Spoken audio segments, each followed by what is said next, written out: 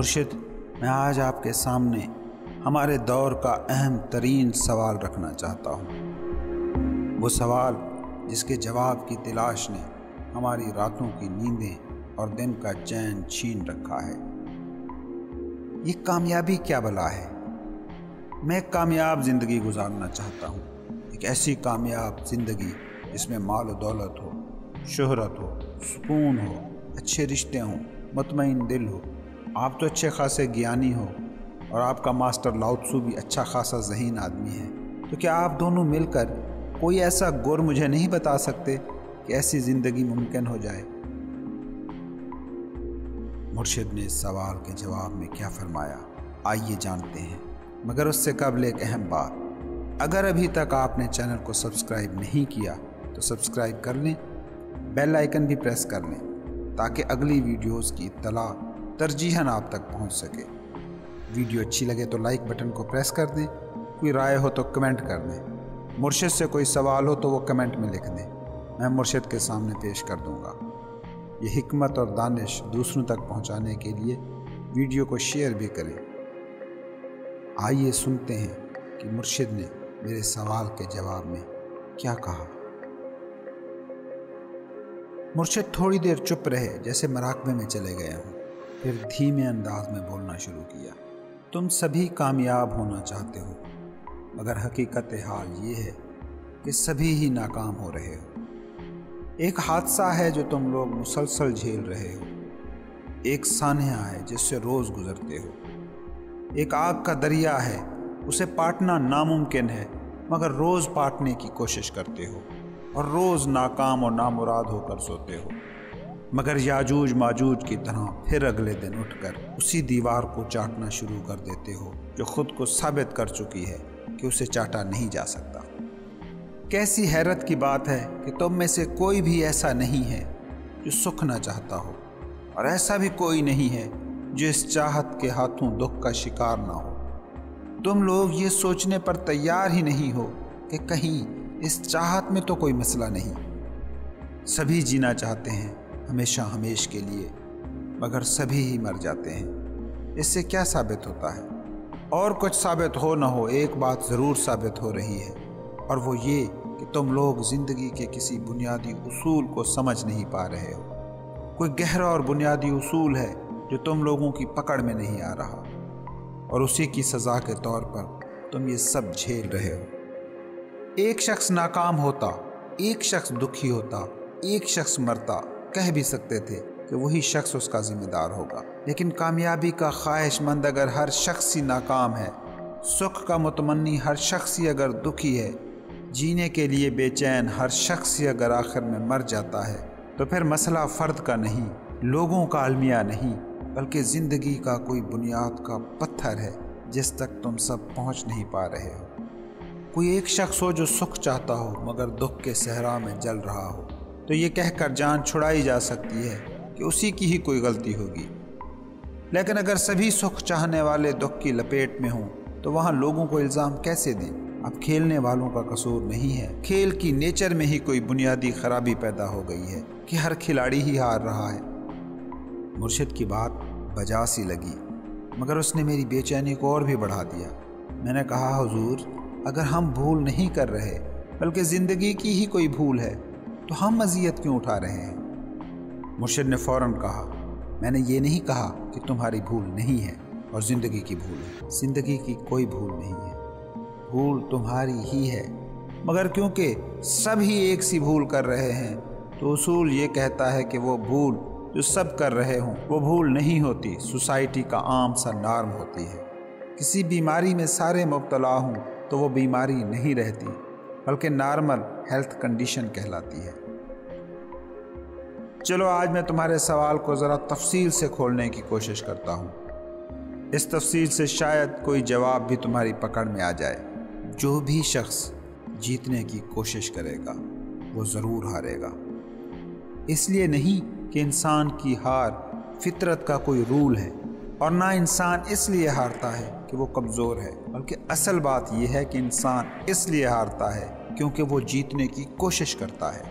تم لوگوں کا مسئلہ یہ ہے کہ تم سوچتے ہو کہ اس لیے ہارے کیونکہ کمزور تھے، اور اگر طاقت بڑھا لوگے تو ہارو گے نہیں۔ یہ جو ساری خلق خدا روز صبح اٹھ کر مصروف ہو جاتی ہے، کیا خیال ہے کہ اس کا مقصد صرف بقا ہے؟ نہیں، یہ سارے زیادہ دولت، زیادہ شہرت، زیادہ بڑے عہدے، زیادہ ترقی، یعنی آل ان آل زیادہ طاقت کی جستجو میں کام میں جٹے ہیں، کیونکہ انہوں نے سوچ لیا ہے کہ زیادہ طاقت ان کی کمزوری ختم کر دے گی۔ انسان کی سوچ یہ ہے کہ وہ ہارتا ہے تو سوچتا ہے کہ ہارا اس لیے کیونکہ کمزور تھا، اور اگر طاقت بڑھا لوں تو جیت جاؤں گا۔ اس لیے وہ کیا کرتا ہے کہ اپنی طاقت کو بڑھانے میں لگا رہتا ہے، زیادہ پیسہ، زیادہ جسمانی طاقت، زیادہ شہرت، مگر جتنی بھی طاقت ہاتھ آ جائے آخر میں مقدر ہار ہی ہوتی ہے۔ تم تاریخ انسان اٹھا کر دیکھ لو، کوئی ہی جیتا اور زندہ مرتا نظر آتا ہے، ورنہ تو سکندر ہارا ہوا مرتا ہے، نپولین ہارا ہوا مرتا ہے، سبھی ہارے ہوئے مرتے ہیں۔ کمزور تو ہارے ہی ہارے، طاقتور بھی ہارے ہوئے ہی مرتے ہیں۔ اس سے ایک بات تو طے ہو گئی کہ طاقت بڑھ جانے سے جیتنے یا کامیاب ہو جانے کا کوئی تعلق نہیں ہے۔ اب میں تمہیں بتاؤں کہ ماسٹر لاؤ تسو کیا کہتا ہے۔ وہ کہتا ہے کہ جیتنے کی اگر خواہش ہے تو ہار لازم ہے۔ ہار کی وجہ خود جیتنے کی خواہش میں چھپی ہے، طاقت کی کمی میں نہیں۔ کامیابی کی خواہش چھوڑ دو، تم کامیاب ہو۔ خواہش میں بیج ہیں تمہاری ہار کے، تمہاری ناکامی کے۔ جو جیتنا چاہتا ہے اس کے من کو سمجھنے کی کوشش کرو۔ جو کامیابی کی خواہش کر رہا ہے، جو جیت کا متمنی ہے، اس نے چند چیزیں پہلے سے ہی مان لی ہیں۔ ایک یہ کہ وہ اس وقت ہارا ہوا ہے، دوسری یہ کہ ہارنے کا امکان موجود ہے، تیسری یہ کہ کامیابی اور جیت آسان کام نہیں، بہت کٹھن راستہ اس کے لیے طے کرنا پڑتا ہے، اور چوتھی یہ کہ اس کی جیت دوسرے پر منحصر ہے۔ جیسے کوئی دنیا کا امیر ترین انسان بننا چاہتا ہے اور اس کی نظر میں بل گیٹس دنیا کا امیر ترین آدمی ہے، تو اس کی خواہش کی کامیابی دوسرے پر منحصر ہے۔ فرض کریں بل گیٹس جتنی دولت جب تک وہ کمائے اس وقت تک بل گیٹس اپنی دولت ڈبل کر چکا ہو، تو اس کی دنیا کا امیر ترین بندہ بننے کی خواہش تو ناکام ہو گئی نا۔ اسی طرح تم کسی بھی اپنی ایکٹیویٹی، کوشش، جد و جہد کو اٹھا کر دیکھ لو، تم کسی کا مقابلہ ہی کر رہے ہوگے۔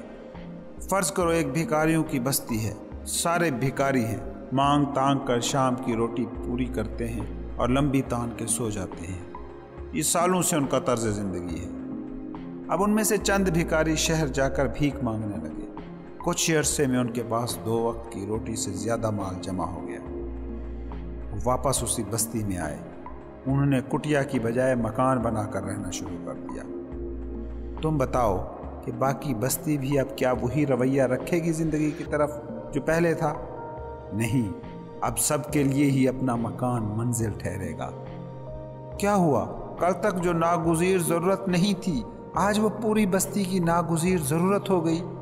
کیسے ہوا یہ؟ مقابلہ، کامیابی کا دوسروں پر انحصار۔ اسی مثال کو سب پر لاگو کرتے جاؤ، لوگوں سے ملکوں تک۔ کیا یہ تم لوگوں کی دوڑ نہیں ہے؟ جب یہ بستی والے 2 وقت کی روٹی کو منزل سمجھتے تھے تو کامیابی آسان تھی، مگر اب وہ سمجھنے لگے ہیں کہ کامیابی کٹھن ہے۔ کل تک کسی بستی والے کے دماغ میں یہ سوال نہیں تھا کہ ہار بھی سکتے ہیں، اب سب ہی یہ سوچ رہے ہیں کہ جیتے جی اپنا مکان بنا پائیں گے کہ نہیں۔ کل تک اس بستی کے کسی باسی کے دل میں یہ خیال نہیں تھا کہ وہ ہارے ہوئے ہیں، اب ہر شخص یہ کہہ رہا ہے کہ وہ ہارا ہوا ہے، اور اس کی جیت مستقبل میں ہے جب وہ مکان بنا لے گا۔ تو یہ 4 نکات ہیں، ذہن میں بٹھا لو۔ جو جیتنا چاہتا ہے، جو کامیابی کا خواہش مند ہے، اس پر یہ 4 باتیں ضرور لازم ہیں۔ 1، وہ سمجھتا ہے کہ وہ اس وقت ہارا ہوا ہے۔ دوسرا، وہ سمجھتا ہے کہ ہار کا امکان موجود ہے۔ تیسرا، وہ سمجھتا ہے کہ جیت کٹھن ہے۔ چوتھا، اس کی کامیابی دوسرے پر منحصر ہے۔ کیونکہ جیت کی نفسیات یہ ہے کہ وہ خود اس انسان پر منحصر نہیں ہوتی جو جیتنے کا خواہش مند ہے۔ کوئی ہارے گا تو ہی تو وہ جیتے گا۔ تو یہ بات بھی طے ہو گئی کہ جیت میں دوسرے کی غلامی چھپی ہے، بلکہ میں تو کہتا ہوں سبھی جیتنے والوں کو ہارنے والوں کا شکر گزار ہونا چاہیے، کیونکہ ان کے بنا وہ جیت کیسے سکتے ہیں۔ خیر، مجھے تم بتاؤ کہ جو چیز دوسرے پر منحصر ہو، کیا اسے واقعی جیت کہا جا سکتا ہے؟ یعنی میری چابی تمہاری مٹھی میں بند ہے، کیونکہ تم ہارو گے تو ہی میں جیتوں گا، انڈیا ہارے گا تو ہی پاکستان جیتے گا، روس ہارے گا تو ہی امریکہ جیتے گا۔ فرد ہو کے قبیلہ ہو کے قوم یا ملک، ان کی کامیابیاں کسی کی ناکامی سے جڑ چکی ہیں، اس لیے جیت اور کامیابی تم لوگوں کا مقدر ہو ہی نہیں سکتی۔ تم لوگ تو وہی جیت سکتے ہو جو تم پر منحصر ہو۔ اور بالفرض کوئی شخص سب کو ہرا لے، کوئی ملک سب کو پچھاڑ دے، کوئی شخص بل گیٹس سے زیادہ دولت مند ہو جائے، کوئی ملک امریکہ سے زیادہ طاقتور ہو جائے، تو کیا خیال ہے وہ بیٹھ رہے گا؟ سوال ہی نہیں۔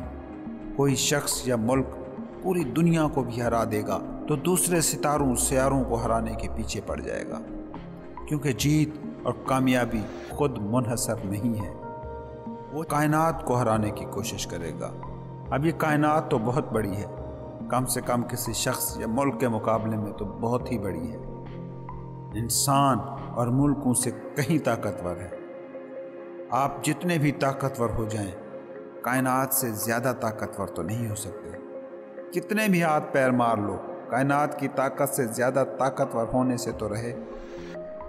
تم غور سے دیکھو وہ شخص جو ہمسائے کو ہرانے کے لیے کوشش میں مگن ہے، جس کی کامیابی بس اسی میں ہے کہ وہ ہمسائے سے زیادہ خوشحال ہو جائے۔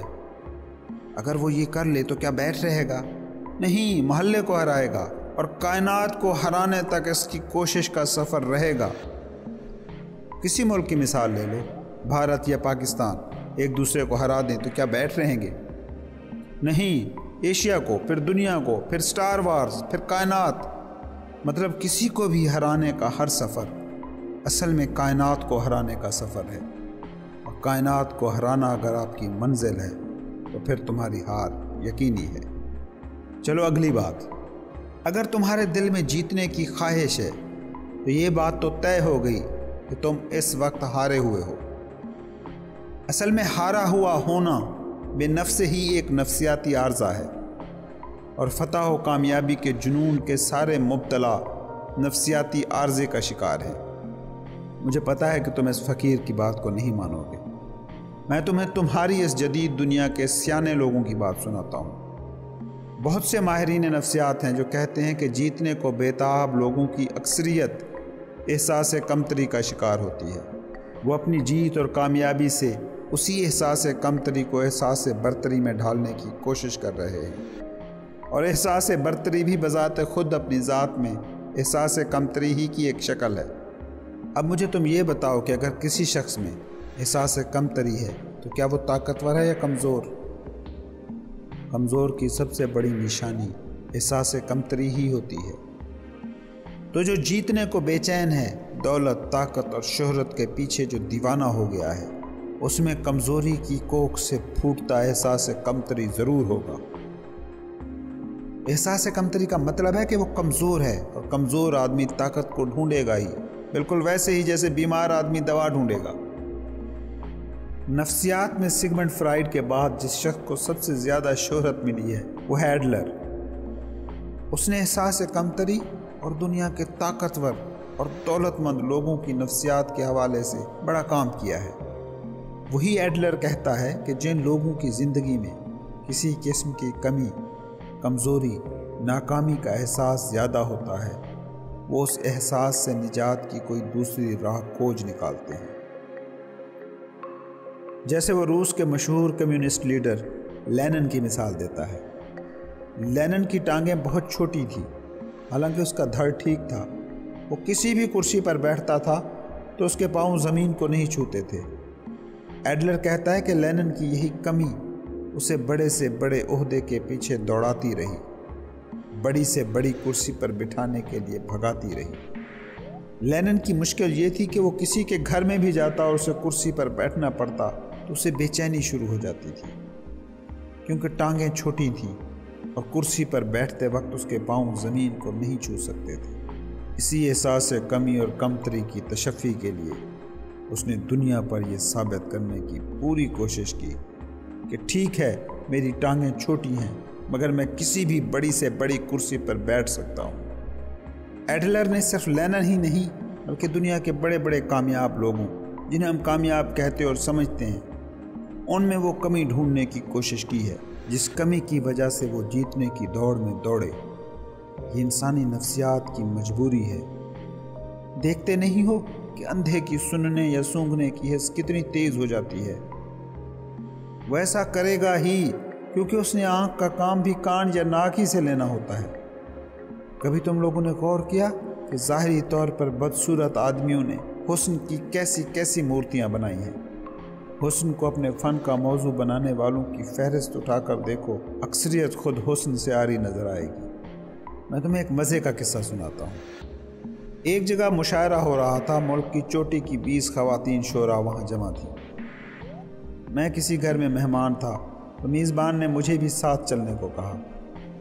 میں نے انکار کر دیا مگر اسے کہا میرا ایک کام ضرور کر کے آنا، ذرا غور سے دیکھنا اور واپسی پر مجھے بتانا کہ ان 20 خواتین شعراء میں سے کتنی حسین ہیں۔ وہ بڑا حیران ہوا میری اس خواہش پر، لیکن وہ اس سے بھی زیادہ حیران تب ہوا جب اس نے غور سے دیکھا کہ ایک بھی خاتون حسین نہیں تھی۔ جانو کہ خاتون اگر حسین ہو تو شعر و شاعری میں نہیں پڑتی، اس لیے دنیا میں حسین عورتوں نے کچھ نہیں کیا کیونکہ انہوں نے کسی چیز کی تلافی نہیں کرنا ہوتی۔ ان کا حسین ہونا کافی ہے، تلافی کی ضرورت ہی نہیں۔ ان کے حسن میں مزید اضافے کے لیے کسی اور چیز کی ضرورت نہیں ہوتی۔ اس لیے ایڈلر کہتا ہے کہ دنیا میں جو اچھے اور حقیقی انسان ہیں وہ کسی بڑے عہدے مرتبے پر نہیں پہنچ سکتے، بلکہ بیمار، کمزور، احساس کمتری کا شکار لوگ ہی ایسے عہدوں پر پہنچتے ہیں۔ ایڈلر کی بات سے اگر کلی طور پر متفق نہ بھی ہوا جائے تو اس کی بات کچھ اتنی بھی کمزور نہیں ہے۔ بڑی کامیابی، بڑی جیت کی خواہش خود میں موجود کسی کمی، کوتاہی، روگ کی تلافی کے لیے ہی ہے۔ اس لیے یہ بات جان لو کہ جس انسان کے دل میں جیتنے کی خواہش ہے وہ اندر سے یہ بات جانتا ہے کہ وہ اصل میں ہارا ہوا آدمی ہے۔ یہ بات تھوڑی سی الٹی لگے گی مگر غور کرو تو ایڈلر یہی کہہ رہا ہے، اور ماسٹر لاؤ تسو نے تو 2500 سال پہلے یہ بات کہی تھی۔ لاؤ تسو کہتا ہے کہ اگر جیتنا چاہتے ہو تو جیتنے کی کوشش یا خواہش مت کرنا، کیونکہ جیتنے کی کوشش اور خواہش ہار کی شروعات ہے۔ اگر جیتنا چاہتے ہو تو تمہاری سب سے بڑی دشمن خود جیت کی خواہش ہے، کیونکہ یہ خواہش خود بتا رہی ہے کہ تم جیتنے کے قابل ہی نہیں ہو۔ تمہاری روح میں کوئی کھائی ہے جو بھری نہیں جا سکتی۔ تم اپنے ہونے کے لیے کسی چیز کے محتاج ہو، تم اپنے آپ میں کامل نہیں ہو۔ اس کو ایک اور اینگل سے دیکھنے کی کوشش کرتے ہیں۔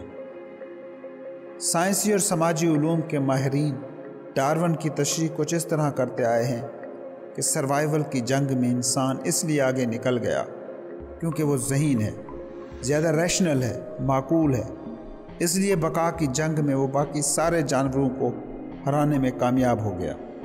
ڈارون کی اس تشریح کو اب تک قبول عام کی سند حاصل رہی ہے، مگر اب کچھ آوازیں اس کے برخلاف بھی اٹھ رہی ہیں جو کہہ رہی ہیں کہ انسان سروائیول کی اس دوڑ میں اگر آگے نکل گیا ہے تو اس کی وجہ یہ نہیں ہے کہ انسان زیادہ طاقتور، ذہین یا کامیاب مخلوق ہے، بلکہ اس کی بنیادی وجہ یہ ہے کہ زمین پر جتنے بھی جانور ہیں ان میں انسان کا بچہ سب سے کمزور حالت میں پیدا ہوتا ہے، سب سے زیادہ ہیلپ لیس۔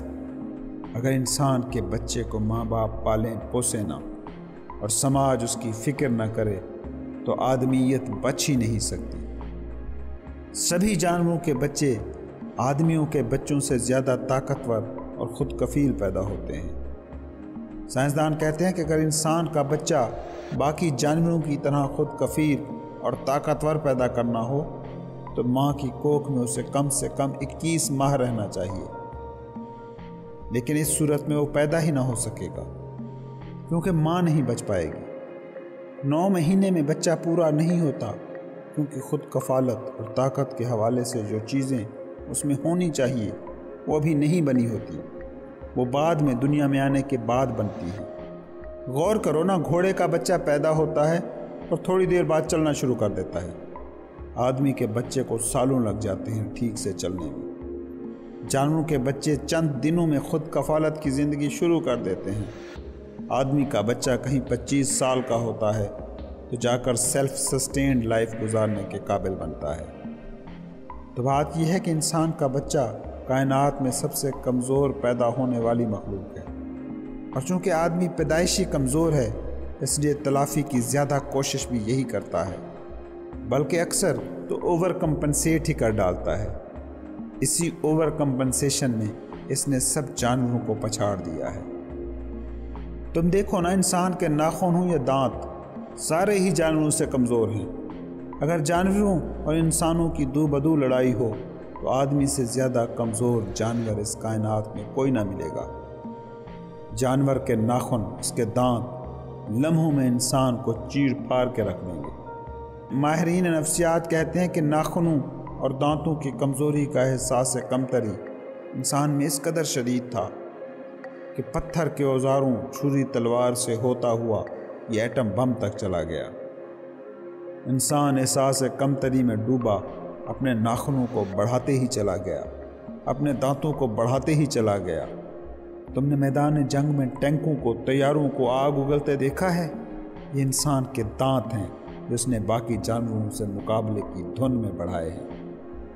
ہم نے مصنوعی دانت اور ناخن بڑھا کر جانوروں کو مٹی میں ملا دیا، اور اب یہ دانت اور ناخن اتنے بڑھ گئے ہیں اور منہ زور ہو گئے ہیں کہ خود انسانوں کو نگلنے کو تیار ہیں۔ ڈارون کی اس دوسری تشریح کے مفسرین کہتے ہیں کہ جسے ہم انسان کی کامیابی کہتے ہیں وہ اصل میں اس کے احساس کمتری کا پھل ہے۔ ایڈلر اور ڈارون کی یہ تشریحات درست ہیں یا غلط، میں اس بحث میں نہیں پڑتا، نہ ہی یہ میرا موضوع ہے۔ اگر ایک بات کنفرم ہے کہ انسان میں اوپر اٹھنے کی خواہش اس بات کی گواہی ہے کہ وہ نیچے گرا ہوا ہے، کیونکہ جو نیچے گرا ہوا ہی نہیں اس میں اوپر اٹھنے کی خواہش کاہے کو ہوگی؟ جو خود میں کامل ہو وہ کسی تکمیل کی خواہش میں دیوانہ ہو کر کیوں گھومے گا؟ جس کو خود پر بھروسہ ہو وہ بھروسہ پانے کے لیے دوسروں کو ہرانے کی اسکیمیں نہیں بناتا پھرے گا۔ تم لوگ کہیں بھی ہو، کچھ بھی کر رہے ہو، اسی چکر میں ہو کہ بتا سکو کہ تم ہو، مگر غور کرو، جو کچھ ہونے کی دھن میں ہے وہ اندر سے یہ جانتا ہے کہ وہ کچھ نہیں ہے۔ یہ کچھ نہ ہونے کا جو یقین ہے یہی انسانوں کا سب سے بڑا درد ہے۔ کائنات میں اپنے ہونے کا یقین پائے ثبوت کو پہنچانے کے لیے انسان ساری کاوش کر رہا ہے، مگر یقین مانو انسان کچھ بھی کر لے، کچھ نہ ہونے کا جو اندر کا بشری بوجھ ہے وہ دب سکتا ہے، فنا نہیں ہو سکتا۔ اور کتنا بھی انسان طاقتور ہو جائے اس کے اندر کا یہ ڈر قائم رہے گا کہ کوئی اور طاقتور ہوگا جو اسے تباہ کر سکتا ہے۔ غریب ملکوں کے باسی آندھی طوفان غربت سے ڈرے ہوئے ہیں، تو امیر ملکوں کے لوگ کسی دوسرے سیارے سے آنے والے ایلینز کے حملوں سے خوف زدہ ہیں، مگر سہمے ہوئے سبھی ہیں، کیونکہ ایک ڈر ہے جو انسان میں بیٹھ گیا ہے۔ یہی ڈر ہے جو تمہیں جیت اور کامیابی کے لیے پاگل بنا رہا ہے۔ دیکھو ذرا اپنے سماج کو، اپنے ارد گرد کو، ڈر میں لتھڑی مخلوق گلیوں سڑکوں پر چلتی نظر آئے گی تمہیں۔ کچے گھر پکے کر لیے تو طوفانوں کا ڈر، پکے گھر کنکریٹ کے ہو گئے تو زلزلوں کا ڈر۔ یہ ڈر نہیں جائے گا۔ ملک امریکہ بھی ہو جائے، دنیا کو مکمل طور پر فنا کر دینے جتنا اسلحہ بھی جمع کر کے بیٹھا ہو تو بھی اسلحے کی دوڑ سے رکے گا نہیں، اسے اپنی طاقت بڑھاتے ہی رہنا ہوگی۔ احساس کمتری کی نفسیاتی حالت میں باہر سے کچھ بھی ایڈ ہو جائے تشفی نہیں ہو سکتی۔ انڈیا پاکستان کے پاس بندوقیں تک پوری نہیں تھی تو بھی بیرونی خطرہ تھا، اب ایٹم بم ہیں تو بھی بیرونی خطرہ ہے۔ بات تمہیں سمجھ کیوں نہیں آ رہی؟ یہ ایک وشیس سرکل ہے، اس سرکل میں رہتے ہوئے تمہیں میری بات سمجھ نہیں آئے گی۔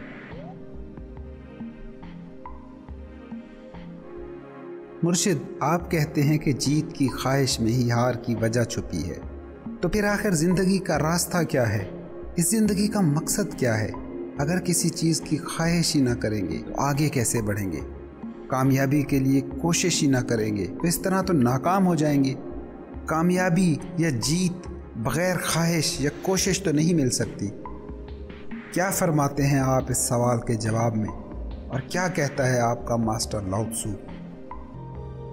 پہلی بات تو یہ کہ کامیابی اور ناکامی، جیت اور ہار سے پہلے خود سے یہ سوال پوچھو کہ تم کیا ہو۔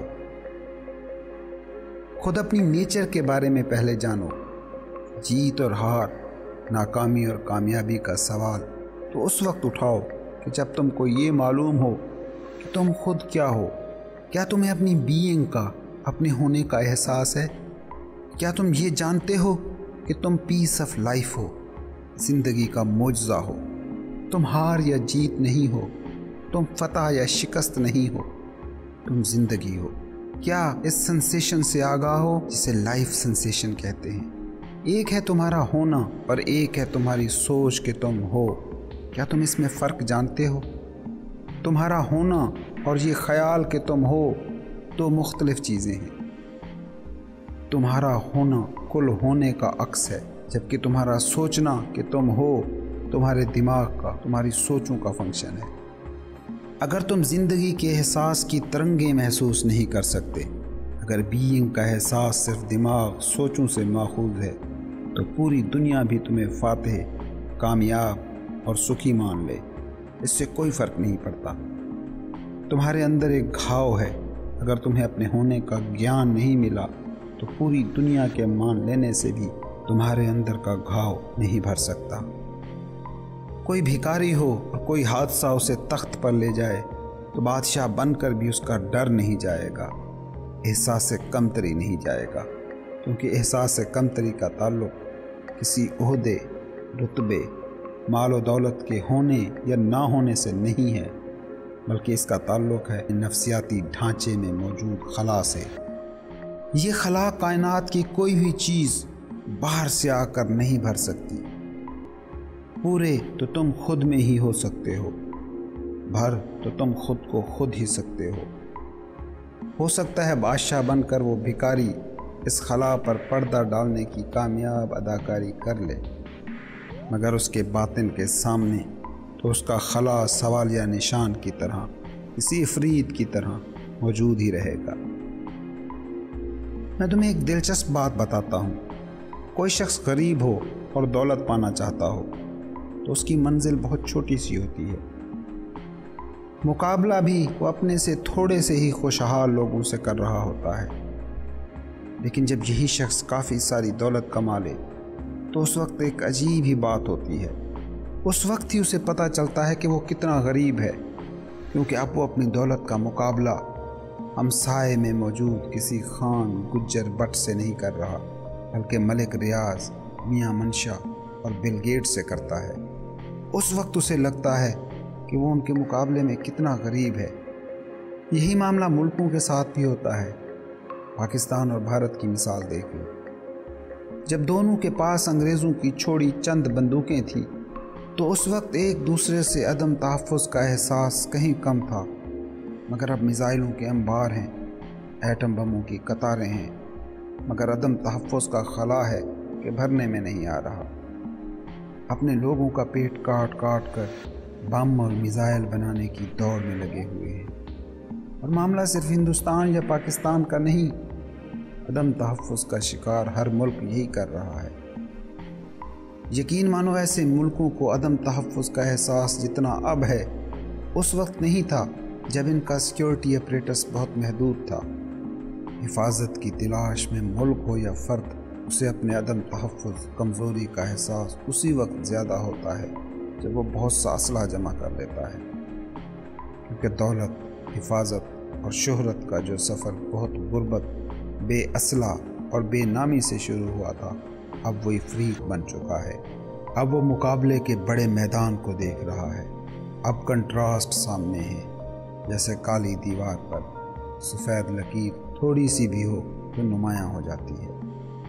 اس لیے بہت پیسے کما لینے والے کو ہی اپنی غربت کا حقیقی احساس ہوتا ہے، بہت اسلحہ جمع کر لینے والے کو ہی اپنے عدم تحفظ کا زیادہ خیال ہوتا ہے۔ تم لوگوں نے ایک ایسی دوڑنے کی ٹھان لی ہے جس میں جیت ناممکن ہے، لیکن اس چکر میں تم نوع انسانی کو ہی نہیں، تمام انواع کو خطرے میں ڈال کر بیٹھے ہو۔ تمہاری لالچ، طاقت اور شہرت کی دوڑ نے سمندر کی مچھلیوں تک کو زہریلا کر دیا ہے، ہواؤں کو گرین ہاؤس گیسوں سے آلودہ کر دیا ہے، انسانی حیات کی حرمت کو داؤ پر لگا دیا ہے، بلکہ خود وہ زمین خطرے میں گر گئی ہے جو تمہارا گھر ہے۔ تمہارا طرز عمل یہ ہے کہ دوسری انواع اور دوسرے لوگوں کو مٹاؤ، ان کا خاتمہ کر دو، تو تم طاقتور کہلاؤ گے، فاتح نام ملے گا، لوگ کامیاب کہیں گے۔ انسان کے باطن کی یہی وہ فحش غلطی ہے جس نے انسان کو کائنات کی خطرناک ترین نوع بنا دیا ہے۔ مرشد، اس کا حل کیا ہے؟ آپ نے تو میرے سوال کو ایسے موڑ پر لا کھڑا کیا ہے جہاں اندھیر ہی اندھیر نظر آ رہا ہے۔ مرشد نے تھوڑا سا توقف کرنے کے بعد کہا، میں اپنی نہیں ماسٹر لاؤ تسو کی بات تمہیں بتاتا ہوں۔ وہ کہتا ہے کہ حفاظت چاہیے تو جھکنا ہے تحفظ، خطرے سے آزادی چاہیے تو مٹنا ہے آزادی۔ کبھی تم نے دیکھا ہے کہ زوردار طوفان آتا ہے تو بڑے درخت گر جاتے ہیں مگر چھوٹے درخت اور گھاس پھوس بچ جاتا ہے، بڑے درختوں کی جڑیں تک ہل جاتی ہیں مگر گھاس پھوس کی دھول مٹی بھی اڑ جاتی ہے اور جڑیں بھی مضبوط ہو جاتی ہیں۔ وہ درخت جو سینہ تان کر طوفان کے سامنے کھڑے ہو جاتے ہیں، لڑتے ہیں، طوفان کو ہرانے کی کوشش کرتے ہیں، وہ گر جاتے ہیں، اور گھاس پھوس اور چھوٹے درخت بچ جاتے ہیں، وہ سرنڈر کر دیتے ہیں، جھک جاتے ہیں، مٹ جاتے ہیں، طوفان کے ہمراہی ہو جاتے ہیں مگر بچ رہتے ہیں۔ زندگی کا بھید پانا ہے، حیات کا راز سمجھنا ہے تو ان چھوٹے درختوں اور گھاس پھوس سے پوچھو، بڑے تناور اکڑے درختوں کے پاس نہ جاؤ۔ ان چھوٹے درختوں اور گھاس پھوس کو بڑے سے بڑی آندھی اکھاڑ نہیں پاتی۔ آخر کیا ہے ان کا راز؟ اتنے کمزور، اتنے نازک کہ بلی کا پاؤں اوپر پڑ جائے تو ٹوٹ جاتے ہیں، مگر ایسے طوفانوں کی لپیٹ میں آتے ہیں لیکن ان کی جڑیں تک نہیں ہلتی، ذرا سی ان کی جڑ ہوتی ہے۔ دوسری طرف بڑے درختوں کی زمین میں کتنی گہری جڑیں ہوتی ہیں مگر طوفان میں یوں یکلخت گرتے ہیں کہ جڑیں تک باہر آ جاتی ہیں۔ ان بڑے درختوں سے آخر کیا بھول ہوئی ہے؟ ان سے ایک ہی بھول ہوئی ہے، ان بڑے درختوں نے لڑنا چاہا، ان بڑے درختوں نے جیتنا چاہا، ان بڑے درختوں نے طوفان سے جنگ کرنے کی ٹھان لی، جبکہ چھوٹے موٹے درخت اور گھاس کے تنکے جھک گئے، تسلیم و رضا پر آ گئے۔ انہوں نے کوئی جھگڑا نہ کیا، کوئی مزاحمت نہ کی، سرنڈر ہی کر دیا۔ انہوں نے طوفان کو دشمن ہی نہیں مانا تو لڑنے کا سوال ہی کہاں اٹھتا ہے۔ انہوں نے طوفان کی شدت کو بھی پیار سے گلے لگا لیا۔ انہوں نے کھیل سمجھا، جنگ نہ سمجھی۔ جس دن تم سمجھ گئے کہ زندگی جنگ نہیں کھیل ہے، تمہارے سارے سوال خود مر جائیں گے۔ تم نے زندگی کو جنگ بنا لیا، اب ہر کام میں مقصد ڈھونڈتے ہو، ہر کام کو سٹیپ سمجھتے ہو، آگے بڑھنے کا ایک قدم، جیت کی طرف ایک اور کامیابی، جیت کی طرف ایک اور سٹیپ، کامیابی کی طرف ایک اور قدم۔ سوچو، تم زیادہ خوش ہو یا بچے زیادہ خوش ہوتے ہیں؟ بچے زیادہ خوش ہوتے ہیں کہ وہ زندگی کو کھیل سمجھتے ہیں، سارا دن کھیلتے ہیں مگر اس کھیل کا کوئی مقصد نہیں ہوتا۔ یہ بڑے اور والدین انہیں سمجھاتے تھک جاتے ہیں کہ یوں وقت ضائع نہ کرو، کچھ کر لو، پڑھ لو، کچھ بن جاؤ۔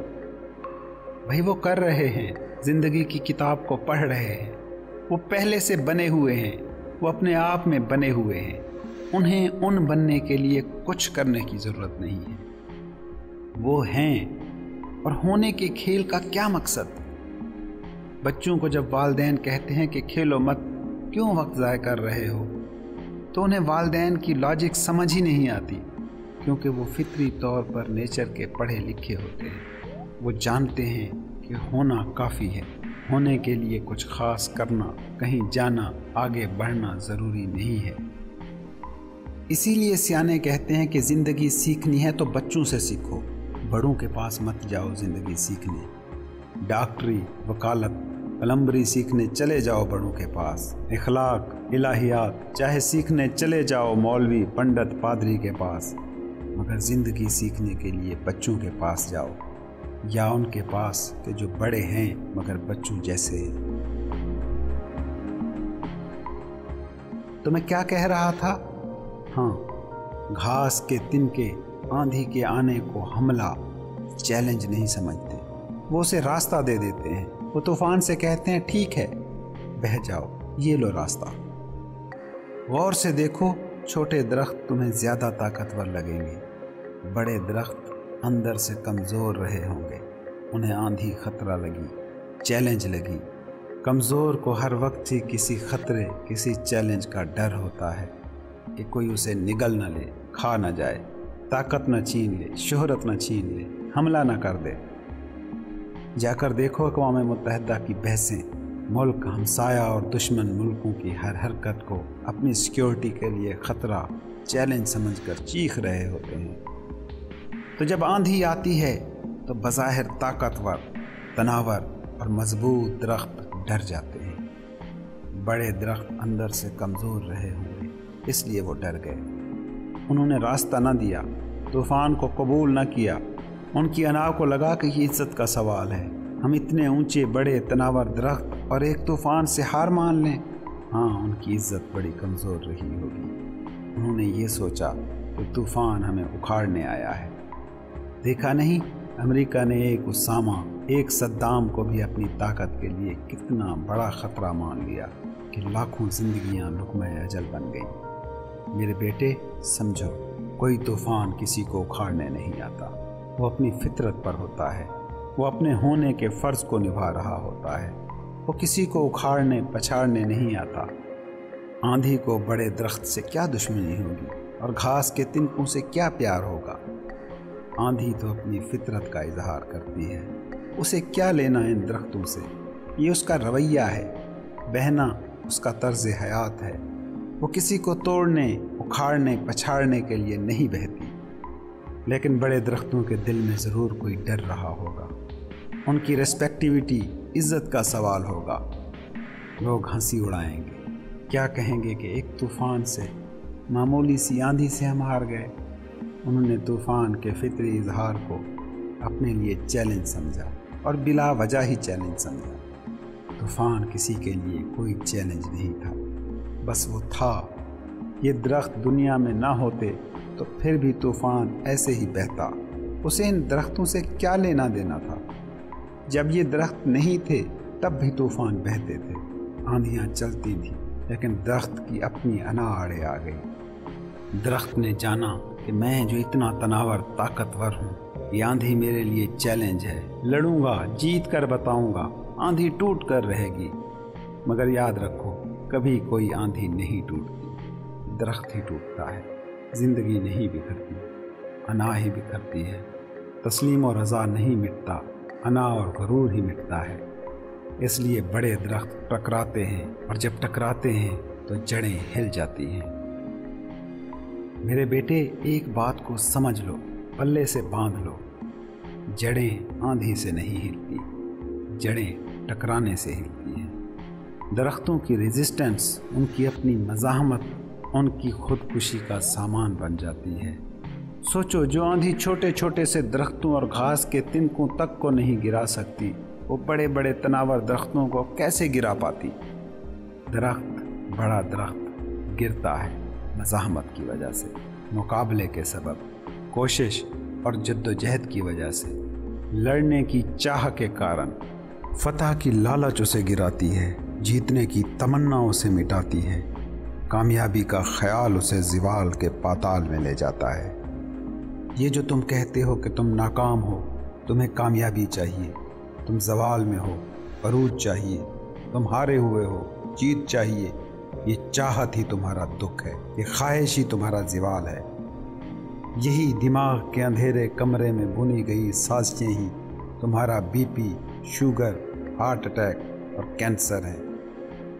تم نے زندگی کو جنگ سمجھ لیا ہے اور خود زرہ بختر سپاہی بنے پھر رہے ہو۔ ہر وقت خطرے کو سونگتے پھرتے ہو کہ کہیں کوئی گھات لگا کر تو نہیں بیٹھا، کہیں کوئی حملہ آور تو چھپا نہیں بیٹھا۔ تم سوچتے ہو تم لوگوں سے لڑ رہے ہو، تم سچویشن سے لڑ رہے ہو، نہیں، تم زندگی سے لڑ رہے ہو، کسی اور کے ہونے سے لڑ رہے ہو۔ اپنے ہونے سے زیادہ تمہیں دوسروں کے ہونے کا احساس ہے، اس لیے دوسرے تمہاری زندگی کی لگاموں سے ڈھیل کر رہے ہیں۔ اور میں تمہیں ایک بات بتاؤں، جو لڑ کے گرتا ہے وہ دوبارہ اٹھنے کی صلاحیت کھو دیتا ہے، کیونکہ جو لڑ کے گرتا ہے اس کی وہ جڑیں ہی ٹوٹ جاتی ہیں جو اسے پھر سے اٹھا سکتی تھی۔ یہی آندھیاں چھوٹے پودوں کو بھی جھکاتی ہیں، سر نگوں کرتی ہیں، زمین سے ملا دیتی ہیں، مگر وہ لڑ کے نہیں جھکتے، جیت کی کوشش میں نہیں زمین کو گلے سے لگاتے، بلکہ طوفان کو رستہ دینے کے لیے جھکتے ہیں، عاجزی میں جھکتے ہیں، سرنڈر میں جھکتے ہیں، اور اس لیے دوبارہ اٹھ آتے ہیں، کیونکہ ان کی جڑیں نہیں ٹوٹتی۔ اور جب طوفان آندھی گزر جاتی ہے تو وہی زمین سے لگے چھوٹے پودے پھر کھڑے مسکرا رہے ہوتے ہیں، جھول رہے ہوتے ہیں، ویسے کے ویسے زندہ، بلکہ پہلے سے بھی زیادہ زندہ اور خوش۔ یہ آندھی کے سامنے سراپا تسلیم ہو جانا انہیں اور بھی زندہ کر گیا۔ یہ آندھی جاتے ہوئے ان کی دھول مٹی بھی اڑا لے گئی، انہیں اور فریش تر و تازہ کر گئی۔ یہ آندھی تو گویا ان کے لیے غسل صحت تھی۔ وہ آندھی جو بڑے درختوں کی دشمن ثابت ہوئی تھی ان کے لیے دوست بن گئی۔ یہ طوفان انہیں زندگی کے کچھ اور رنگوں سے آشنا کر گیا، زندگی کے معنی بتا گیا۔ کیوں؟ کیونکہ طوفان ان کے لیے چیلنج نہیں تھا، مقابلہ نہیں تھا، بلکہ زندگی کا ایک موڑ تھا۔ اور اب آندھی جا چکی ہے اور چھوٹے پودے اپنی جگہ پر کھڑے ہیں، اور بھی زیادہ شدت کے ساتھ، طاقت کے ساتھ کھڑے ہیں۔ زندگی کے مزید تجربوں سے بھرے ان کی جڑیں طوفان اور بھی مضبوط کر گیا، کیونکہ زندگی کا ہر نیا تجربہ جڑوں کو اور مضبوط کر جاتا ہے۔ یہ چھوٹے درخت آندھیوں کے بل پر اور زیادہ توانا ہو گئے، مسرت سے بھر گئے۔ طوفان ان کا کچھ بگاڑتا نہیں، انہیں اور بنا جاتا ہے۔ اس لیے میرے نادان، تحفظ چاہتے ہو تو جھکنا سیکھو، جیت چاہتے ہو تو ماننا سیکھو، کامیابی چاہتے ہو تو تسلیم و رضا کو گلے سے لگا لو۔ اچھا، اسے ایک اور پہلو سے سمجھنے کی کوشش کرو۔ تم روز دیکھتے ہو کہ چھوٹے بچے گر جاتے ہیں مگر ہماری طرح چوٹ نہیں کھاتے۔ تم بھی جب چھوٹے بچے تھے گرتے تھے مگر چوٹ نہیں کھاتے تھے۔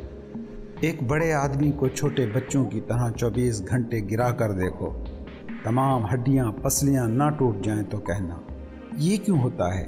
کیا بڑے آدمی کی ہڈیاں پسلیاں چھوٹے بچوں سے زیادہ نازک اور نرم ہوتی ہیں کہ وہ ایک بار گرے تو چوٹ کھا کر ہسپتال جا پہنچتا ہے؟ مگر ایسی 20 چوٹیں بچہ روز کھاتا ہے اور تھوڑی دیر رو دھو لینے کے بعد پھر کھڑا ہو جاتا ہے، پھر کھیلنا شروع ہو جاتا ہے۔ تمہاری لاجک کے حساب سے سوچیں تو اصولاً یہ ہونا چاہیے کہ بچے کو چوٹ لگتی تو اس کی ہڈیاں ٹوٹ جاتی اور بڑے کو نہ لگتی، کیونکہ بڑے کی ہڈیاں کمزور اور کومل نہیں ہوتی ہیں۔ بڑوں کی ہڈیاں زیادہ مضبوط، زیادہ طاقتور ہوتی ہیں، مگر فریکچر بڑے کی ہڈیاں ہی ہوتی ہیں، بچے کی نہیں۔ بچہ گرتا ہے، روتا ہے، اٹھتا ہے اور کھیلنے لگتا ہے۔ تم گرتے ہو، سیدھا ایمبولینس میں سوار اور ہسپتال پہنچ جاتے ہو۔ اگر طاقتور ہونا ہی فتح ہے، اگر طاقتور ہونا ہی کامیابی ہے، اگر طاقتور ہونا ہی تحفظ ہے، سیفٹی ہے، تو بچے کی ہڈیاں ٹوٹنی چاہیے، بڑے کی نہیں۔ اچھا، ایک اور مثال کو دیکھو۔ کبھی شرابی کو دیکھا ہے؟ رستے پہ گرا پڑا ہوتا ہے۔ آپ ذرا گر کر دیکھیں شرابی کی طرح، دیکھیں کہاں کہاں سے ہڈی ٹوٹتی ہے۔ چاہے آپ جتنے ہی نیک، با اخلاق، نیک سیرت کیوں نہ ہو، کسی شرابی کی طرح تم گر کر دکھاؤ، پتہ چل جائے گا کہ شرابی کیا ہی جادو دکھا رہا ہے۔ روز رات کو شراب میں دھت ہوتا ہے، روز رستوں پر گرتا ہے، مگر روز ہی صبح گھر پہنچ جاتا ہے۔ نہ ہڈی ٹوٹتی ہے، نہ کچھ ہوتا ہے۔ شرابی میں ایسا کیا راز ہے؟ سوچو۔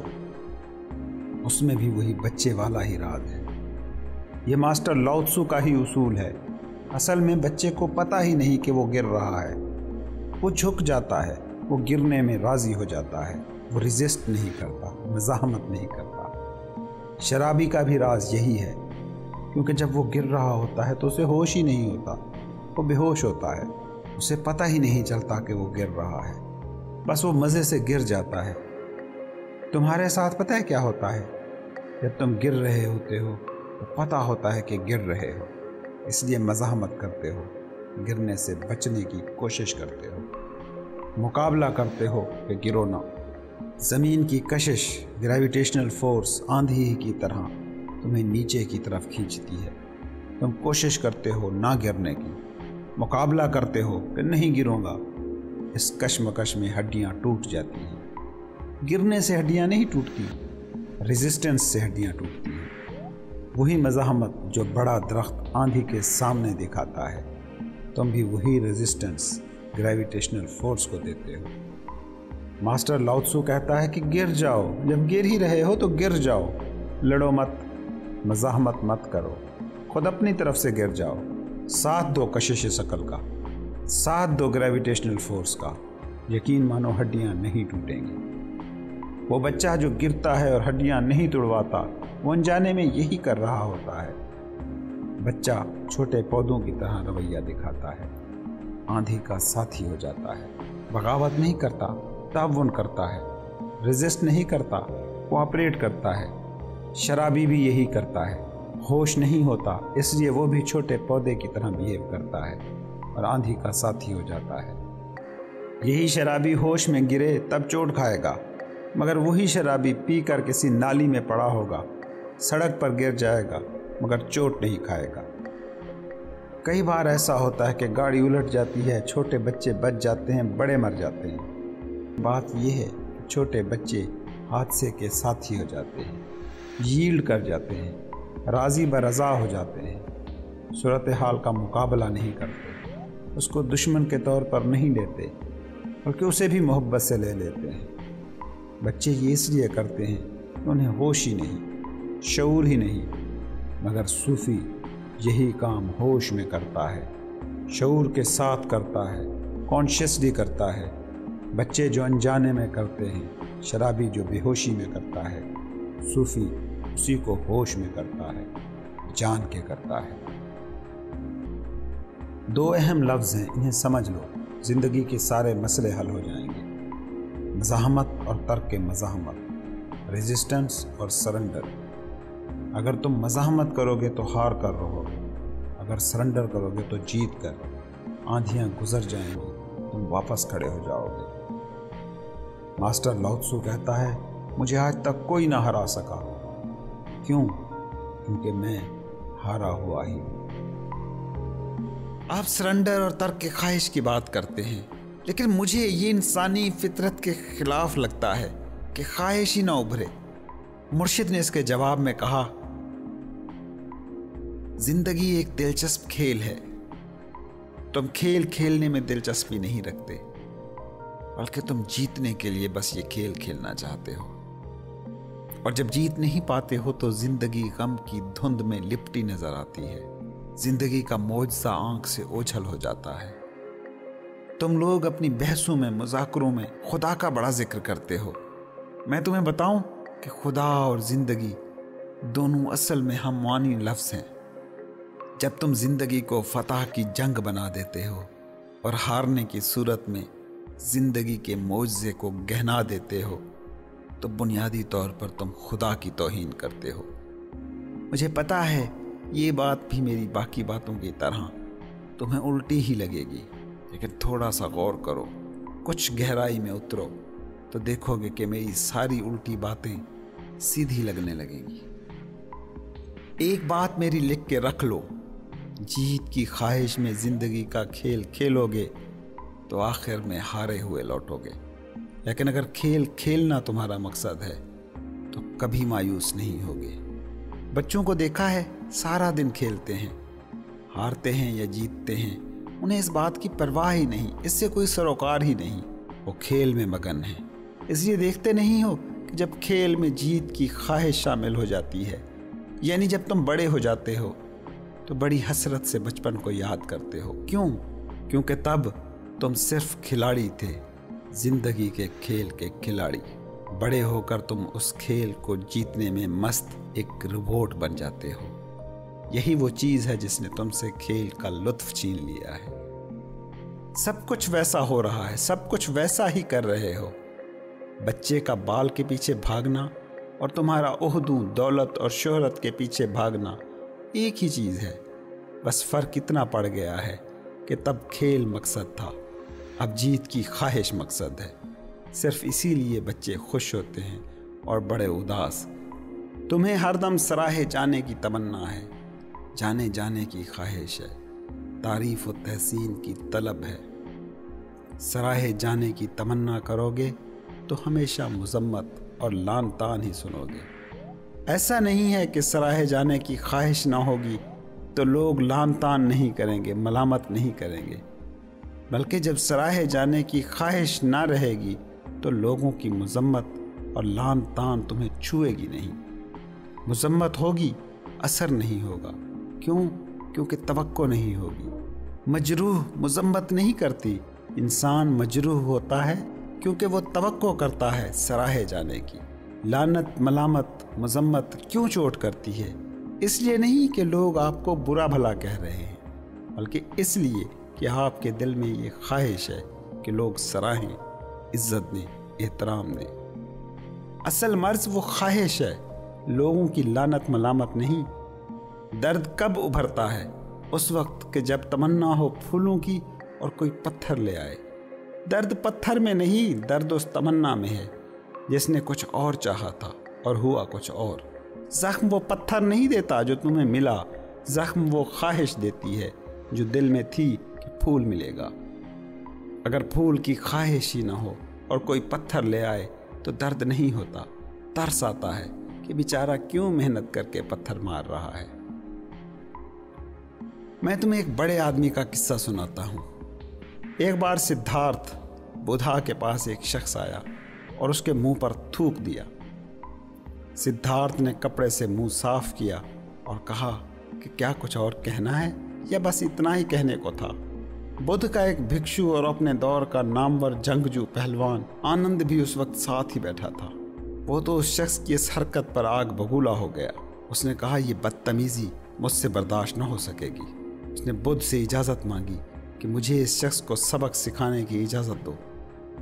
بدھ نے آنند کو کہا، آنند تم سمجھے نہیں، بعض اوقات انسان کچھ کہنا چاہتا ہے مگر زبان کے لفظ بڑے کم لگتے ہیں۔ یہ آدمی غصے میں تھا، اتنا غصے میں کہ اسے کوئی لفظ، کوئی گالی کافی نہ لگی، اس لیے یہ تھوک کر کہہ رہا ہے کہ اسے مجھ سے نفرت ہے۔ یہ کچھ کر کے کہہ رہا ہے۔ آنند، کر کے بتانا اور بول کر بتانے میں بڑا فرق ہوتا ہے۔ کر کے بتانا زیادہ گہری شدت والا ہوتا ہے۔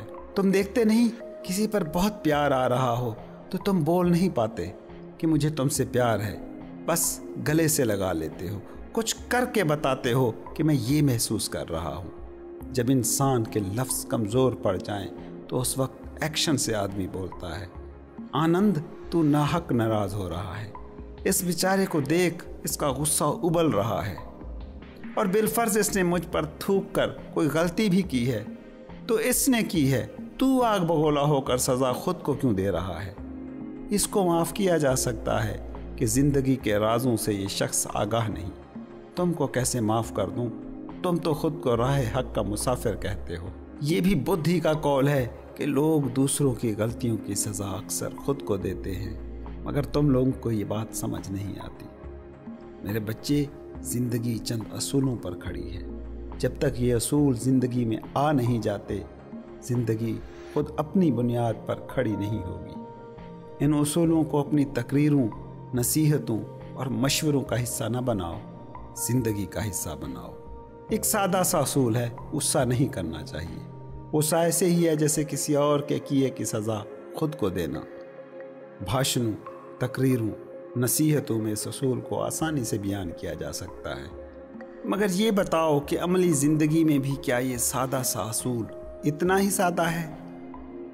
صلاح دینا بہت آسان ہے، اور میں تمہیں بتاؤں کہ صلاح دینا ذہین اور دانشور ہونے کی کوئی نشانی نہیں ہے۔ مجھے پتا ہے کہ تمہیں میری باتیں الٹی لگیں گی، لیکن میں بتا دوں کہ باتیں الٹی نہیں ہیں، تم الٹے کھڑے ہو۔ ماسٹر لاؤ تسو بھی تم کو الٹا ہی لگے گا جب وہ کہتا ہے کہ تحفظ چاہتے ہو تو جھک جاؤ، سیفٹی چاہیے تو جھک جاؤ، مٹ جاؤ، جیسے چھوٹے درخت آندھیوں کے سامنے بچھ جاتے ہیں۔ جیتنا چاہتے ہو تو ہار جاؤ، جو خود ہار جاتا ہے وہ کبھی نہیں ہارتا، اور جس کو ہرایا جاتا ہے یا جو جیتنے کی کوشش کرتا ہے وہ ہمیشہ ہار کے رہتا ہے۔ عزت، مان، بھروسہ، اعتماد، دولت، شہرت چاہتے ہو تو ان کو چاہو ہی نہ، ان کے پیچھے بھاگو ہی نہ۔ یہ چیزیں کبھی انہیں نہیں ملتی جو ان کے پیچھے بھاگتے ہیں۔ ہو سکتا ہے کہ بظاہر تمہیں ایسا لگے کہ کچھ لوگوں کو یہ چیزیں مل جاتی ہیں اور اس لیے ملتی ہیں کہ انہوں نے کوشش کی ہوتی ہے۔ کبھی ایسا نہیں ہوتا، بس لگتا ہے کہ ایسا ہوا، اور اگر ایسا ہو بھی جائے تو جس مقصد کے لیے وہ ان چیزوں کے پیچھے بھاگے تھے وہ مقصد کبھی پورا نہیں ہوتا۔ تم زندگی کا بھید پانا چاہتے ہو نا؟ میں تمہیں زندگی کا راز بتاتا ہوں۔ زندگی کو جتنا گہرائی میں اتر کر سمجھنے کی کوشش کرو گے، تمہیں ایسے ہی الٹے اصول ایکٹیو نظر آئیں گے۔ اور بات یہ نہیں کہ وہ الٹے ہیں، بات یہ ہے کہ تم سر کے بل کھڑے ہو، اس لیے تمہیں یہ اصول الٹے دکھائی دیتے ہیں۔ تم لوگوں نے اپنی جھولی دکھوں سے بھر لی ہے، مگر یہ سوچنے اور ماننے پر تیار نہیں ہو کہ سر کے بل کھڑے ہو۔ اور وجہ اس کی یہ ہے کہ آس پاس سارے ہی لوگ سر کے بل ہی کھڑے ہیں، تو وہ شخص تمہیں الٹا ہی لگے گا جو پاؤں کے بل کھڑا ہوگا۔ کہتے ہیں ایک بار پیغمبر عیسیٰ علیہ السلام کے پاس کوئی شخص گیا اور کہا کہ آپ کی باتیں مجھے تو الٹی لگتی ہیں۔ انہوں نے جواب دیا، الٹی ہی لگیں گی کیونکہ تم سر کے بل کھڑے ہو، مگر تم لوگوں کا المیہ ہے کہ تم نے زندگی کو الٹے کھڑے ہو کر ہی تجربہ کیا ہے۔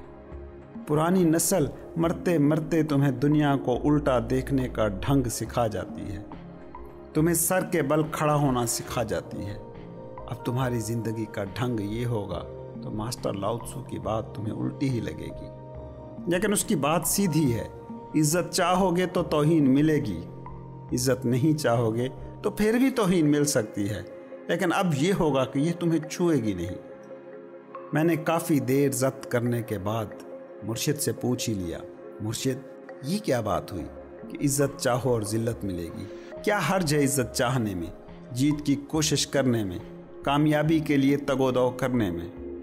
مرشد نے سر کو مراقبے سے اٹھایا اور کہا، مجھے پتا ہے کہ یہ بات تمہیں ایسے سمجھ نہیں آئے گی، تمہیں تمہاری منطق کی زبان میں ہی سمجھانے کی کوشش کرتا ہوں۔ دیکھو، تم عزت چاہتے ہو، ذلت سے بچنا چاہتے ہو، تمہارا ہمسایہ بھی یہی چاہتا ہے، تمہارے ارد گرد موجود سارے لوگ یہی چاہتے ہیں، ایسا ہی ہے نا؟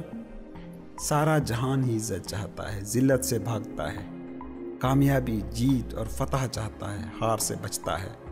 جہاں سبھی عزت چاہتے ہوں وہاں کوئی اس دوڑ میں آگے نکل جائے تو باقی لوگ اس کو ذلیل کرنا شروع کر دیں گے، کیونکہ جو خود کو اوپر لے جانا چاہتا ہو اس کے لیے دوسروں کو گرانا ناگزیر ہے۔ دیکھتے نہیں ہو اپنے سیاستدانوں کو، اپنے مولویوں، پنڈتوں، پروہتوں کو، اپنے ادیبوں کو، اونچائیوں کو چھونے کے لیے کیسے دوسروں کو نیچے گراتے ہیں، خود کو مومن دکھانے کے لیے کیسے دوسروں کو کافر قرار دیا جاتا ہے، خود کو محب وطن ثابت کرنے کے لیے کیسے دوسروں پر غداری کے فتوے لگائے جاتے ہیں، خود کو بڑا شاعر قرار دلوانے کے لیے غالے تک کے پرزے اڑا دیے جاتے ہیں، خود کو علامہ ثابت کرنے میں علامہ اقبال کی بھی دھجیاں اڑا دی جاتی ہیں۔ تو اس اصول پر عظمت چاہتے ہو تو کچھ کو ذلت کی گہرائیوں میں گرا ثابت کرنا ہوگا۔ ایسی کامیابی کو تم کامیابی مان ہی نہیں سکتے جس میں دوسروں کی ناکامی نہ ہو۔ ایسی عزت تم کو عزت لگے گی ہی نہیں جس میں دوسروں کی ذلت نہ چھپی ہو۔ ایسی فتح کا تصور بھی تم کر نہیں سکتے جس میں دوسرے کی شکست نہ ہو۔ اب اگر ہر کسی کو اوپر جانے دو گے تو خود کیسے اوپر ہوگے؟ یہ مرتبوں کی ہیرارکی جو تم لوگوں نے بنائی ہے، یہ احرام مصر کے طرز پر ہے۔ جتنی اونچائیاں ملیں گی زیادہ تھوڑی ہوتی جائے گی جگہ، और जो चोटी पे टॉप पे खड़ा होगा पूरा ज़माना उसका दुश्मन हो चुका होगा। सारे उसे नीचा गिराने में यकजान हो जाएंगे। ऐसा मौका जब आता है तो मैकियावेली को गाली देने वाले भी उसका कौल दोहराते साथी हो जाते हैं कि दुश्मन का दुश्मन अपना दोस्त है। देखते नहीं हो सियासी जोड़ तोड़, देखते नहीं हो मुल्कों के साथ ताल्लुकात की नोयत। ये ऊपर मौजूद शख्स को नीचे गिराने में एकजुट हो जाएंगे और कल जब वो गिर जाएगा तो ये लोग फिर आपस में लड़ेंगे। क्यों? क्योंकि फिर सवाल उठेगा कि चोटी पर कौन हो। दूसरी जंग अजीम में क्या हुआ तुमने देखा नहीं? जो अजली दुश्मन थे दोस्त हो गए। कोई सोच सकता था कि स्टालिन, चर्चिल और रोजवेल्ट एक साथ खड़े होंगे? ख्याल से दूर था ये ख्याल। मगर जब हिटलर हदों से बाहर जाने लगा, हिरार्की के हरा में मिस्र पर टॉप पर पहुंचने के करीब होने लगा, तो उन्हें साथ मिलने में कोई दिक्कत न रही। सब भूल भुलाकर दोस्त बन गए। लेकिन जो ही जर्मनी दूसरी जंग अजीम हारा तो फिर ये आपस में लड़ने लगे। और ये पहले से सबको पता था कि ये बाद में लड़ेंगे। इन तीनों की दोस्ती की वजह तो हिटलर था। वो गिर गया तो इनके करीब आने की वजह भी ढह गई। जंग के दिनों के दोस्त और करीबी इत्तेहादी जंग के खात्मे पर एक दूसरे के वैसे ही दुश्मन हो गए, क्योंकि फिर वही सवाल उनके दरमियान आ गया कि चोटी पर कौन हो। रूस और अमेरिका फिर दुश्मन बनकर मैदान में खड़े हो गए। यही असूल है तुम लोगों की दुनिया में। इज्जत, दौलत, शोहरत, कामयाबी, जीत के ख्वाहिशमंद के वो सब दुश्मन हो जाएंगे जो खुद दौलत, इज्जत, शोहरत और कामयाबी चाहते हैं। सब उसे गिराने में यकजान हो जाएंगे। ये तुम्हारी दुनिया का ढंग है। तुम्हें पता नहीं किसी की तारीफ करना इस दुनिया में कितना कठिन काम है। हाँ, मजम्मत करनी हो, लान तान करना हो तो बड़ा आसान काम है, क्योंकि तुम्हारी दुनिया में तारीफ करो तो सवाल होता है कि वजह क्या है, क्यों इसकी तारीफ कर रहे हो। हाँ, मजम्मत करनी हो, लान तान करनी हो तो कोई नहीं पूछता कि क्यों लान तान कर रहे हो, क्या सबूत है। क्योंकि तुम लोग किसी की तौहीन में ही अपनी इज्जत ढूंढने वाले लोग हो। तुम्हारी कोई तारीफ करे तो कभी वजह नहीं पूछोगे। हाँ, दूसरे की तारीफ हो तो वजह पूछते हो। दूसरे की कोई हद तक करे तो कभी वजह नहीं मांगते हो। हाँ, तुम्हारी हद तक हो तो ज़रूर वजह मांगते हो। कोई आकर कहे कि फ़लाँ शख्स बड़ा ईमानदार है तो पूछते हो सबूत क्या है। लेकिन कोई आकर कहे कि फ़लाँ शख्स बड़ा बेईमान है तो कहते हो हाँ, मुझे भी इस पे शक है। समझो कि जो जीत चाहता है वो सारी दुनिया को अपनी हार के लिए कोशिश करने पर उकसाता है, और जितना ऊंचा होता जाएगा और साबित करने की कोशिश करेगा कि वो ठीक है, बाकी सारे उसी शिद्दत से कहेंगे कि वो गलत है। और जो एक बार झूठा या सच्चा गलत साबित हो जाए तो फिर वो कुछ भी कर ले, खुद को सच्चा साबित नहीं कर पाएगा। तुम लोगों की नफ्सियात में एक बुनियादी खराबी है कि तुम सब खुद को सबसे बेहतर इंसान समझते हो। कहते हैं कि एक कौम थी जो एक देवता को पूजती थी। वो देवता हर शख्स को बनाकर उसके कान में एक मजाक कर देता था कि तुमसे बेहतर आदमी मैंने बनाया ही नहीं। अब हर शख्स को पता है कि वही सबसे बेहतर है, सबसे कामिल है, मगर उसे ये नहीं पता कि देवता साहब ने बाकियों को भी यही कुछ ही बता रखा है। इसलिए वो सारे ही ज़िंदगी भर यही ख्याल लेकर चलते हैं कि मुझसे बेहतर आदमी दुनिया में कोई नहीं। यही तुम्हारी दुनिया है। इसलिए तुम्हें लाओ त्सू की बात उल्टी लगती है। वो कहता है झुकना है फतह, मिटना है कामयाबी, आजिज़ी है ऊपर उठने का गुर। अब मैं तुम्हें उस सवाल का जवाब भी दे देता हूँ जो तुमने शुरू में किया था कि कामयाबी चाहिए। तो मैं कहता हूँ तुम्हें कामयाबी चाहिए तो झुकना सीख जाओ। तुमने अकड़ने का फन सीखा है। तुमने सीखा है कि झुकना नहीं है, चाहे टूट ही क्यों ना जाओ। तुम बड़ा आदमी उसे कहते हो जो झुका नहीं बल्कि टूट गया। गरूर, अना का असूल बस यही है कि झुकना मत, टूट जाना। लेकिन ज़िंदगी का ये असूल नहीं है। सोचो, बच्चों के सारे उज़्व कोमल लचकदार होते हैं, झुकने वाले। बूढ़ों के सारे जोड़, सारे उज़्व सख्त, करख्त और गैर लचकदार हो जाते हैं। तुम्हें पता है साइंस कहती है कि बूढ़े के मरने की वजह उम्र नहीं है बल्कि उसके आज़ा का सख्त हो जाना है। साइंसदान कहते हैं कि अगर बूढ़े के आज़ा और जोड़ उतने ही लचकदार रहें जैसे बच्चों के होते हैं تو موت کی کوئی بایولوجیکل ریزن نہیں ہے۔ سائنسدان ابھی تک یہ نہیں جان پائے کہ انسان کیوں مرتا ہے، کیونکہ جہاں تک جسم کی میکینکس کا سوال ہے تو انسان بہت طویل عرصے تک زندہ رہ سکتے ہیں۔ جیسے ایک بات پر سائنس آج تک پہنچ سکی ہے وہ یہ ہے کہ دھیرے دھیرے اعضاء اور جوڑ سخت ہوتے جاتے ہیں، غیر لچکدار ہوتے جاتے ہیں۔ وہ لچک کھو جاتی ہے جو پچو میں ہوتی ہے۔ لچک کا کھو جانا ہی موت کی بڑی وجہ ہے۔ اندر کے اعضاء جتنے سخت ہوتے جائیں گے اتنی ہی موت قریب آتی جائے گی۔ جتنا اندر کے اعضاء نرم ہیں اتنی موت دور۔ یہ جو جسم کے حوالے سے سمجھ میں آنے والا اصول ہے وہ انسان کی روح کے ضمن میں اور بھی درست معلوم دکھائی دیتا ہے۔ جو عاجزی پر جتنا تیار ہے وہ اوپر اٹھنے کے لیے اتنا ہی موزوں ہے، اور جو جھکنے کے بالکل ہی قابل نہیں رہتا تو جانو وہ مرنے والا ہے۔ سو عاجزی زندگی ہے، اکڑ موت۔ تم ایک تجربہ خود کے ساتھ کر کے دیکھو۔ کبھی پورا دن جھکو مت، سیدھے رہو، نہ لیٹو نہ بیٹھو، دیکھو کیا حشر ہوتا ہے۔ ہر بار جب تم جھک کر اٹھتے ہو تو یہ ایسے ہی ہے جیسے دوبارہ جنم لینا۔ غور کرو کہ نیند تمہارے ساتھ کیا کرتی ہے۔ وہ مسلسل اکڑن کے درمیان وقفہ دے دیتی ہے۔ جو جتنا گہرا سوتا ہے وہ دن میں اتنا ہی زیادہ بیدار اور باشعور جیتا ہے، اور جس کی نیند اسے چھوڑ جائے تو جان لو موت اس کے قریب ہے۔ دیکھتے ہو بوڑھوں کی نیند رات میں کتنی کم ہو جاتی ہے۔ ان کے جسم کی اکڑن کا وقفہ زیادہ ہونے لگتا ہے تو موت کی طرف ان کا سفر بھی تیز ہو جاتا ہے۔ اس لیے جھکنے کی اہمیت کو جانو، پھر ہی تم زندگی میں اوپر اٹھنا سیکھو گے۔ جو جھکنے میں جتنا کامل ہوگا اس کے اوپر اٹھنے کا امکان اتنا ہی زیادہ ہوگا۔ تم ذرا غور سے سوچو، تم سب کیا کر رہے ہو؟ اسی وحشت میں بے چین ہو کہ کسی کے سامنے جھکنا نہ پڑے۔ وہ بھائی جو جھکنا نہیں جانتا ہے وہ کبھی کھڑا بھی نہیں ہو سکتا۔ جو رات کو سو نہیں پاتا ہے، یاد رکھو وہ دن کو جاگ بھی نہیں پاتا ہے۔ نیند کی گہرائی پر دن کی بیداری کا انحصار ہے۔ تم سبھی اکڑے ہوئے ہو، اکڑن موت کی علامت ہے۔ تم جھکنا سیکھو، جھکنا ہے زندگی کی نشانی۔ ماسٹر لاؤ تسو کہتا ہے، خالی ہونا ہے بھرے جانا۔ دیکھتے ہو بارش ہوتی ہے پہاڑوں پر بھی اور وادیوں میں بھی۔ پہاڑ خالی کے خالی کھڑے رہ جاتے ہیں اور وادیاں جھیلوں کا روپ دھار لیتی ہیں۔ کیوں؟ کیونکہ خالی تھیں، سپیس تھی۔ پہاڑ کھڑے رہ جاتے ہیں، کیوں؟ کیونکہ انہوں نے خود کو پہلے سے بھر رکھا ہے، اکڑے ہوئے ہیں۔ پہاڑ پر بھی اتنی ہی بارش ہوتی ہے مگر وہ پانی کو ترستے رہتے ہیں۔ بلکہ سچ تو یہ ہے کہ وادیاں پہاڑوں پر گری بارش کو بھی اپنی طرف کھینچ لیتی ہیں۔ کیا ہے ان وادیوں کی طاقت؟ ان کا جھکا ہوا ہونا، ان کا خالی ہونا ہے ان کی طاقت۔ اس اصول کو یاد رکھو، جو جتنا خالی ہوگا اس میں بھرنے کی اتنی ہی زیادہ گنجائش ہوگی۔ جو تکبر کے مارے ہیں، اکڑے ہوئے ہیں، وہ ہمیشہ ہی خالی رہیں گے۔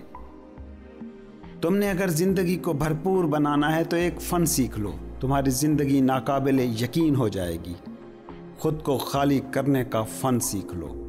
بھرنے کی فکر نہ کرو۔ وادیاں بارش کے پانی کو جمع کرنے کی فکر نہیں کرتی، وہ صرف سپیس پیدا کرتی ہیں۔ خود کو خالی رکھنے کا فن سیکھ لیتی ہیں۔ تم خود کو بھرے رکھنے کی فکر کرتے ہو، خالی ہو جانے سے ڈر لگتا ہے تمہیں، اس لیے اس ڈر میں سسک کر زندگی گزارتے ہو اور مر جاتے ہو۔ خود کو بھرنے کے پیچھے بھاگنے والے کوڑے کباڑ، کچرے، چیزوں، شہرت، دولت، مال و اسباب سے خود کو بھر لیتے ہیں، مگر وہ اس لذت کو نہیں پا سکتے جو خالی ہونے کی لذت ہے۔ تم لوگوں کو جو مل جائے لے لیتے ہو، کسی بھی چیز کو چھوڑنے پر تیار نہیں ہو۔ کبھی سوچا ہے تم لوگ کیا کیا کچھ ہے جو جمع کرتے رہتے ہو؟ کیوں کرتے ہو یہ؟ کبھی غور کیا؟ اور کچھ نہ ملے تو لوگ ڈاک ٹکٹ، پرانے سکے، بوسیدہ نوٹ جمع کرنا شروع کر دیتے ہیں۔ کبھی ان سے پوچھو کیوں کرتے ہیں یہ ایسا؟ اور میں یہ بھی بتا دوں کہ ان لوگوں کو پاگل سمجھنے کی کوئی ضرورت نہیں ہے۔ ایک آدمی دولت اکٹھی کر رہا ہے، ایک فیکٹریاں جمع کر رہا ہے، اس کو تم لوگ پاگل نہیں کہتے، ان کو کہتے ہو جو ٹکٹیں جمع کر رہے ہیں۔ کیا اکٹھا کر رہے ہیں لوگ؟ یہ سوال اہم نہیں ہے۔ سوال یہ ہے کہ آخر یہ کیوں ایسا کر رہے ہیں؟ چیزیں جمع کرنے کا سیدھا سا مطلب ہے بس خود کو بھرنے کی کوشش۔ اب کچھ بھی مل جائے اس سے کیا فرق پڑتا ہے، بس اسی ڈر میں ہیں کہ خالی نہ رہ جائیں۔ موت آئے اور لوگ یہ نہ کہہ رہے ہوں کہ آخری دم تک اپنا گھر نہیں بنا سکا، گاڑی نہیں لے سکا، فرنیچر، بینک بیلنس جمع نہیں کر پایا۔ تم نے گلیوں میں گھوم پھر رہے ایسے دیوانے اور مخبوط الحواس لوگ دیکھے ہیں جو شاپر کپڑوں کے ٹکڑے کاغذ جمع کر کے گھومتے رہتے ہیں۔ وہ پاگل ہیں، مگر اپنے شعور کی حد تک وہ بھی چیزیں ہی جمع کر کے خود کو بھر رہے ہیں۔ تم سیانے ہو، کاریں جمع کرتے ہو، نوٹ جمع کرتے ہو، فرنیچر اور اشیاء تعیش جمع کرتے ہو، لیکن کبھی غور کرو تو جان لو گے کہ تم میں اور اس پاگل میں کچھ زیادہ فرق نہیں ہے۔ میں تمہیں ایک راز دیتا ہوں آج، جس شخص کو بھرنے کی خواہش ہو اسے خود کو خالی کرنے کا فن سیکھنا ہوگا۔ مجھے تو بعض اوقات بڑی حیرت ہوتی ہے جب لوگوں سے سنتا ہوں کہ وہ خدا کی جستجو میں ہیں۔ بھائی فرض کرو خدا آ گیا تو تمہارے اندر جگہ کہاں ہے اسے بٹھانے کی؟ تمہارے اندر تو خود تمہاری اپنی جگہ نہیں ہے، تم لوگ تو خود اپنے سے باہر کھڑے ہو، خدا کو کہاں بٹھاؤ گے؟ اور میں تمہیں یہ راز بھی دے دوں کہ جب تم میں اتنی سی جگہ بھی پیدا ہو جائے کہ تم خود کو اس میں بھر سکو تو اس وقت خدا کی تمہاری تلاش بھی ختم ہو جائے گی، کیونکہ خود اور خدا میں کچھ زیادہ فرق نہیں ہے۔ سورج اور کرن میں یوں تو زمین و آسمان کی دوری ہے، مگر جیسے ہی کرن جان لے کہ وہ سورج سے جدا نہیں ہے تو اسے سورج کی خواہش نہیں کرنا پڑتی، وہ خود سورج ہو جاتی ہے۔ زندگی کا بنیادی ترین اصول تو بس اتنا ہی ہے کہ خود کو خالی کرنا سیکھ جاؤ، تاکہ ہر لمحے زندگی کا اتر رہا معجزہ تم میں قیام کر سکے۔ تم لوگوں نے الٹی چال چل رکھی ہے، تم بھرنے کی فکر میں رہتے ہو کہ کسی طرح خود کو بھر سکو۔ تم کوشش کرتے ہو کہ کہیں خالی نہ رہ جاؤ۔ تمہیں دینے سے نفرت ہے، تمہیں لینے میں سکون ملتا ہے۔ اچھا میں تمہیں ایک مزے کی بات بتاؤں، تم سیڑھیاں چڑھتے ہو، سانس پھول جاتی ہے، تھک جاتے ہو۔ میرے کہنے پر ایک کام کرو، کبھی سیڑھیاں چڑھتے ہوئے نہیں تھکو گے۔ جب سیڑھیاں چڑھو تو سانس لینے پر دھیان نہ دو، سانس خارج کرنے پر دھیان دو، سانس کو باہر دھکیلو۔ بھرنے کے لیے آکسیجن خدا موجود ہوتی ہے۔ تم یہ کرو اور چاہے جتنی بھی منزلہ عمارت کی سیڑھیاں چڑھ جاؤ، کبھی تھکو گے نہیں۔ اب یہ تو آسان سا تجربہ ہے، اگر کامیاب رہو تو مان لو گے کہ میں کیا کہہ رہا ہوں، مگر انسان کا مائنڈ سیٹ ہی ایسے تیار کیا گیا ہے کہ اسے بس لینے کی فکر ہے۔ سیڑھیاں چڑھتے ہوئے بھی تم لوگ یہی کرتے ہو، آکسیجن سے پھیپھڑوں کو بھرنے کے چکر میں پڑے ہوتے ہو۔ اس سے ہوتا کیا ہے کہ اندر بننے والی کاربن ڈائی آکسائڈ کو نکلنے کا موقع نہیں ملتا اور تم مزید آکسیجن اندر اڑیل دیتے ہو، اسی سے ہانپتے ہو، اسی سے تھکتے ہو۔ تم نے دینا سیکھا نہیں ہے، بس لینا سیکھا ہے، اسی لیے تمہاری زندگی ہانپ رہی ہے۔ تم تھکے ہوئے ہو، تم خود کو خالی کرنا سیکھ جاؤ، دینا سیکھ جاؤ، پھر خود بھر جاؤ گے۔ نیچر کے کام کرنے کا طریقہ بس اتنا سا ہی ہے۔ مرشد سے ملاقات ختم ہوئی، اگلی ملاقات کسی اور ٹاپک پر اور جلد ہوگی۔ اگلی ملاقاتوں کا احوال جاننے کے لیے چینل کو ضرور سبسکرائب کریں، بیل آئیکن بھی پریس کریں تاکہ جو ہی اگلی ایپیسوڈ اپلوڈ ہو تو نوٹیفیکیشن کے ذریعے آپ تک اطلاع پہنچ سکے۔